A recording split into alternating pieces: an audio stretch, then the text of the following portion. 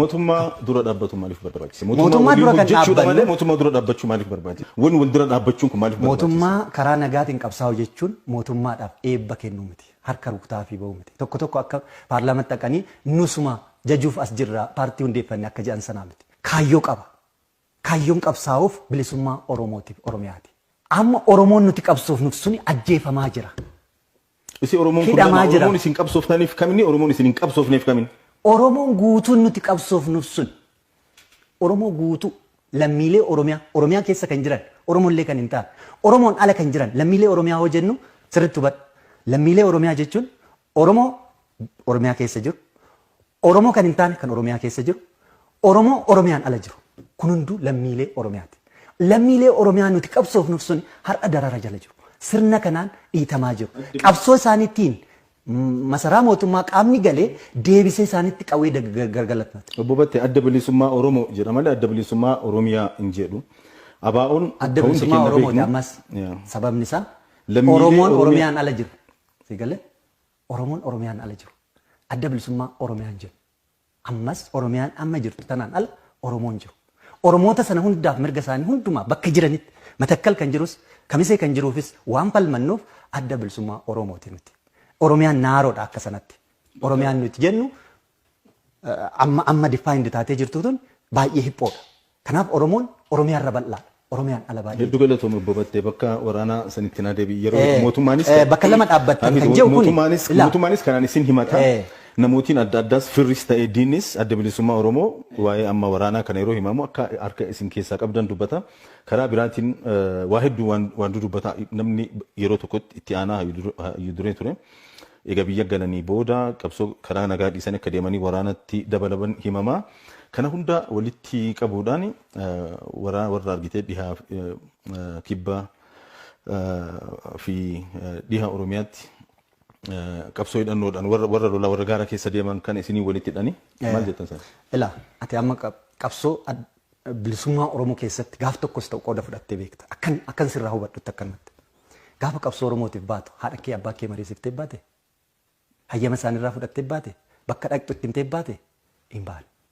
Akkasuma hogganni adda bilisummaa Oromoo biyya galee ture sababa mootummaa kanarraa quufa dhabeef bahee qabsoo hidhannootti makamuu danda'a. Sanaaf adda bilisummaa Oromoo ittiin gaafatamu. Humna hidhate qaba ture adda bilisummaa Oromoo damee tokko waraana kana galchuu irratti rakkoo uumamee nutis hanqanneerra mootummaanis garmalee nu sardeera waraanni jirus wabii dhabeera warra galeerraa laalee mootummaa kana amanuu dadhabeera. Kanaaf isaanumti yeroo sana waan ololaa jiran turan beekta. Maal jedhaa turan? Haayidureen adda bilisummaa Oromoo waraana ajajuu hin dandeenye galchuu hin dandeenye jedhan. Okay galchuu hin dandeenye dadhabne isinis immoo guyyaa 15 jettanii nu sardaa jirtu. Waraanni kun kaayyoo baheef qaba. Itti dhaqanii isa mariisisu amansiisuu keessisa jedhamee adda bilisummaa Oromoo haayidureen dabalatee beegii dhaqanii jaalmarroo wajjin mari'atanii waan irra gaan immoo ufanii asittis marii godhanii marsaa lammataa gaafa isaan deemanii furmaata tokko irra ga'uu deeman waraanni baname kan bane mootummaa adda bilisummaa Oromoo yookaan waboorraa yeroo sanatti dhukaasa dhaabuun labsamee ture bakka gadhiisanii turan zan mootummaa waraana labse haayiduree abaa'oo naqamtirraa deebisan ugguranii akka achi hin geenye ajajoota waraanaa kana wajjin akka naasofne eentu cabse kan mootummaa qawwee harkaa qabu akka dubbiin sun hin deemne godhame. Egasii abbootii gadaatii fi abbootii amantaa koree teeknikaa jedhamee walii galanii utubanii koreen sun amma danda'u godhe. Mootummaan kan sanarraa hafee wal ta'anii caffee Oromiyaatitti asuma yeroo pirezidaantii Shimallisitti taa'anii kanaan booda waraana hin qabnu waraana dirreedhaa hoggan hin qabnu jedhamee walii mallatteesse. Dubbiin jechaa fi mallattoo fi gochi adda ta'uu amma ilaali biyya kana keessa jirra. Ati dirreeyyuu teessee waraana hogganuun baay'ee ulfaataadha nama beekuuf. Ammoo sitti fakkaatu Finfinnee keessa taa'ee Daawud waraana hogganaa jira hoo jedhan haa fakkaattuuf hoo jedhaniin malee akka namni kun hidhata waraana wajjin hin qabne warri waliin tures beeka warri jedhee ololus beeka. Qaama bakka lama dhaabbate sana seeraa dhiyeessuu ni danda'u. Akka dhaabatti involve goonee jirra taananis immoo akkaataa maluun seeraan gaafatamuu ni dandeenya. Garuu kun hin godhamu. Siyaasatu ololatu irraa tolfama. Maaliif? Salphumatti Daawud Ibsaa Jaal Daawud Ibsaa ajajaa waraanaa walii galaa turani. Abdii Raggaasaa ajajaa walii damee dantaa waraanaa turani. So jarri kun waraanan walitti qaban. qaban. Adda bilisummaa Oromoo keessatti dameen dantaa waraanaa jira. Hin jiru. Kana fooyyee kasii jedhe. Biyya kana keessa gallaan siin jedhe qaamni sun nurraa adda bahee nu durseetu labsate. Qaama Finfinnee hin beeknu. Isaaniinis hin talii gamnu.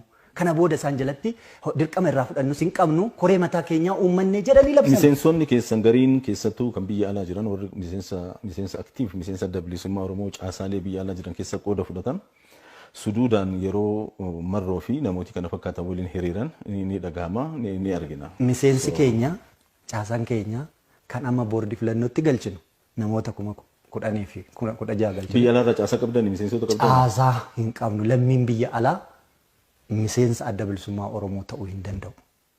Hoggana keessaa hir'ifni siin jedhan jiraan. Sababa lammummaatiin miseensa dhaabaa ta'uu hin danda'u. Deeggaraa ta'uu danda'a. Deeggaraa waan haasa'uuf garuu deeggaraan Awurooppaa Ameerikaa jiru. Afileeshinii abaa'oo qabu.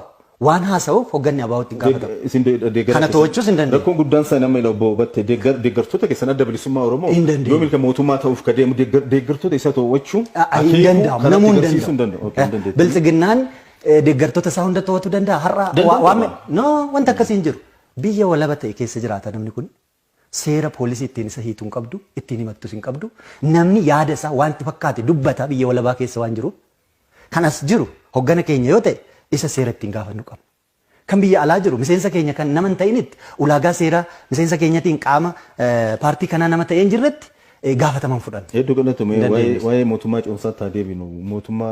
Biyya mootummaan jiru keessatti mootummaa ce'umsaa labsuun waan fakkaatu. Lammaffaa boordii filannoo keessatti galmooftanii filmaataaf qophaa'aa jirtan jechuudha. Amma mootummaa ce'umsaa labsitanii filmaata irratti ni hirmaattanii mootummaa ce'umsaa adda bilisummaa Oromoo labsitan yoomittaa eegnu? Ka jalqabaa biyya mootummaan jiru keessatti kan jettu dogoggora akka keenyatti. Mootummaan gadaasaa fixateera. Mootummaan gadaasaa fixate immoo mootummaa hin jedhamu. Caffeen Oromiyaatis gadaasaa fixateera. Paarlaamaan biyyattiis gadaasaa fixateera. Kan isarraa maddu kamiyyuu seeraa miti.